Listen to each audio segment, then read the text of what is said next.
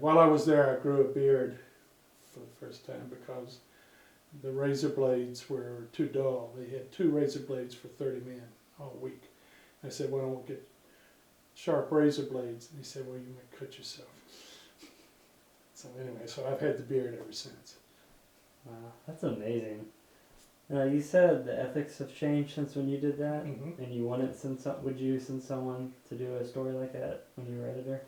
No, I did once send a person into the homeless mission to do that, but then I participated. What happened was there's a famous case called the Food Line case in the Carolinas. I don't know if you've heard about it.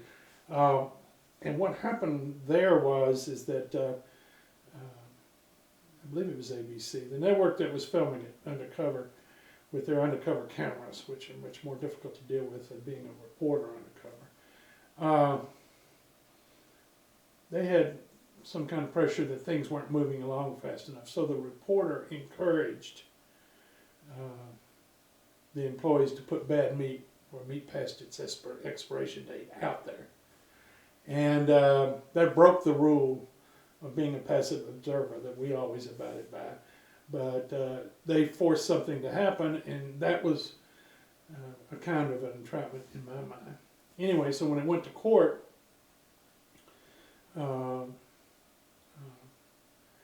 court ruled that the Food Line was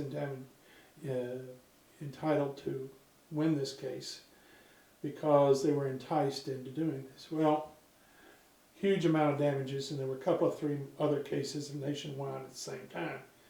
And TV stations were into undercover work because it made good film, more so than newspapers. I mean, Tennessee had put people in jail twice in the nursing home, and so we had done a number of, but we only did it as a last resort. A lot of TV stations were doing it because this was a way to get ratings. Not that there weren't some good stories there, but I mean, they were not following the rules that I would have followed being undercover. So I participated in a group meeting at Gannett Company of various editors, lawyers like Floyd Abrams, the president of the company, John Curley, excuse me, and other executives from Gannett. And we had a couple of days meeting up there where we drafted a new code of ethics that said, among other things, that you couldn't misrepresent yourself. The Washington Post has had that. I mean, they did Watergate without misrepresenting themselves ever. I argued for undercover reporting to go on, but eventually Gannett adopted the first code of ethics for a company, not a newspaper, but for a corporation. And among them was not to misrepresent yourself in the gathering of a story. Also, I broke a law. There was a very good law in the books that said it was wrong to enter into a mental hospital under false pretenses, and it was or to conspire to do that. And we had our meeting in our lawyer's office, and he went and looked up this law and said, "I'm sorry, guys, you can't do this. It's against the law, and as an officer of the court, you can't do it." And I said, "Well, would you mind leaving us?" And asked him to leave his own conference room, and the rest of us. And we ran around the table, and he said, "All right." There was people there were John Sigenthaler, Craven Crowell, who was one of the city editors, and Alice and me and Dr. Fishbein. And we ran around the table and said, "Punishment is 1 to 5. We don't think they'd do it, but they could. Are you willing to go to jail for this story?" And went around the table, and everybody said yes. Got around to the last one, was Dr. Fishbein. I said, "Dr. Fishbein, we're journalists, we have a reason to be here, but I mean, you're in a different situation. And are you sure you want to do this?" And he says, "Think of what the trial would be like." And he joined in. So we all agreed that we'd suffer the consequences of that if it ever came to that. Wow, that's amazing. Besides ethics, just one last question. From when you started till today, what changes have you seen in journalism overall? Just how it's run and just all kinds of different changes. when I started, journalism was family owned, community centric, and the inheritance laws changed that. If a newspaper was worth $50 million, you'd have to come up with $25 million in taxes to inherit it from your parent. Well, even if you borrow it, that just didn't work. And so and who would want to lend you 50% of the value like that? And so on. And it wasn't like it was cash. These were in assets and value of it. So what happened over a period of time in the 60s and the 70s, and Gannett was a leader in this, but other papers did it too, they started corporations started buying family-owned newspapers, chains they're called, and so they could afford to pay the inheritance or the taxes. And John Sigenthaler used to debate Al Newharth at editors' conferences and publishers' conference. You've got to get the inheritance laws changed, or you won't be able to keep these newspapers. So the first major change was that this happened, was that newspapers became members of chains. And not everything about a chain was bad. The thing that, for example, at the Tennessean, we got a new press that we probably never would have got invested in because Gannett had the credit to buy a brand new press. I mean, a $75 million press. The previous owners of Tennessean couldn't afford to do that. It would have been very hard to do that. So chains can in fact invest in capital equipment, and their benefits were better because they were able to get them more cheaply, get more kinds of benefit. On the other hand, what chains did is that they removed ownership decisions outside of the communities where they were. And secondly, publicly owned corporations had an obligation that the family publishers didn't, in the sense that it was not only your people and the newspaper you produce, but it's also the stockholder. And you had to get a stockholder return on their money every quarter. You know, I mean, that's the way Wall Street looked at it. Whereas the private owner of a paper, could ride out the rough times and say, I'm not going to take as much profit this time. They didn't have to respond every quarter to changing economy.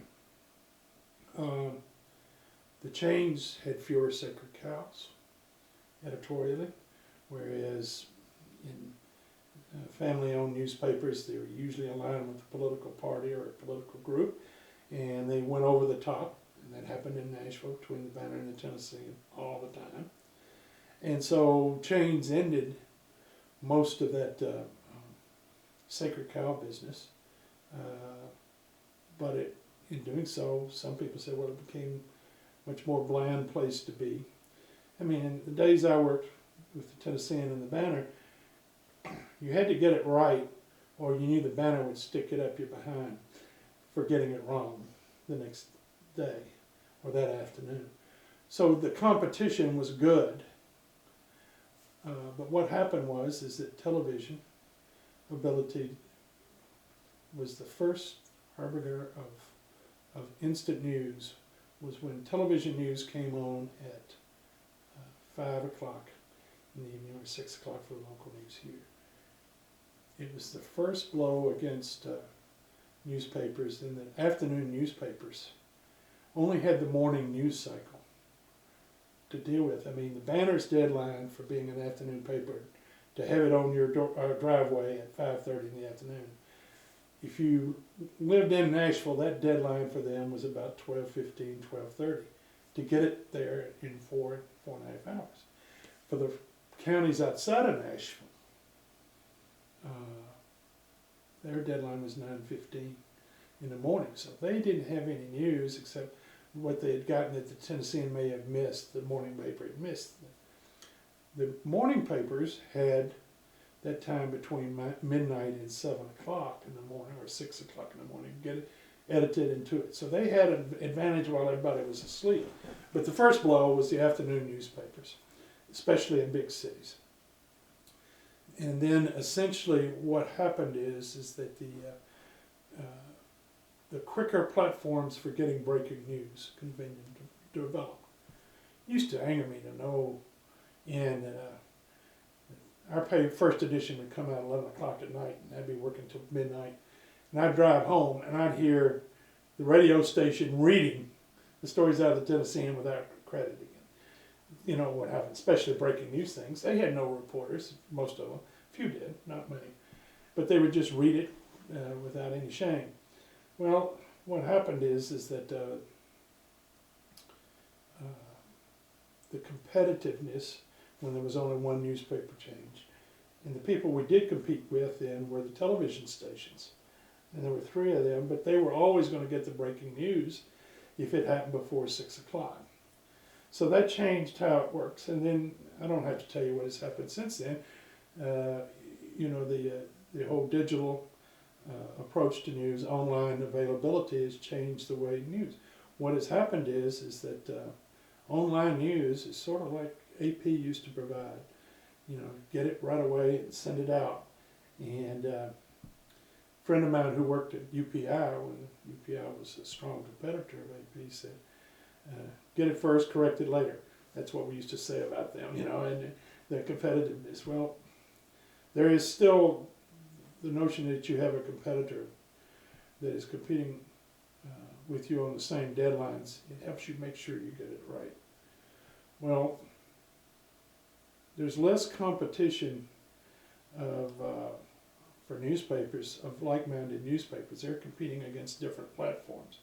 And so the competition is across platforms. So what newspapers have become is they've bought their own platforms. At first they thought they were going to buy television stations. And the federal laws kept you from owning a TV station and at the same time you had a newspaper. So they couldn't do that. And then they figured out online, you know, it wasn't regulated. And so they built their own line. I mean, at the Tennessean, I was editor when basically we started our online operation. We learned a lot of things because there wasn't any manual about how to put out online news and what news to put out. And there were many debates with the folks on the business side, advertising and expense side. They just wanted to pick up the story, quite often, some people did, pick up the story that we had prepared for the Tennessean, and as we used the name, shovel it online. And so, and just put it online there. And it took a long time for business folks in newspaper business, I'm not talking about just the Tennessean, everywhere, that you had to write for the platform that you were on. And that and a lot of reporters resented that in the competition. And finally, the competition returned when reporters learned that they were competing to be first online and to get it right online. So some of that competitive nature, because the term is there about who got the first story, you know, and it's there in print for everybody to see.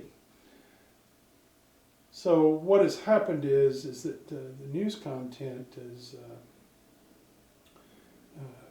written differently for a different platform, or shot differently for different platforms. And TV stations had the same problem with the internet. They thought they could send their video on. Well, it didn't work that way, you know, and you had to figure out what was unique to online, and they're still figuring that out. And but the most harmful part of the process is that in order to have a press, which costs a great deal of money, and to deliver the newspaper every day to somebody's home, and with gas prices and everything else, that cost a great deal of money. Ads had to be expensive.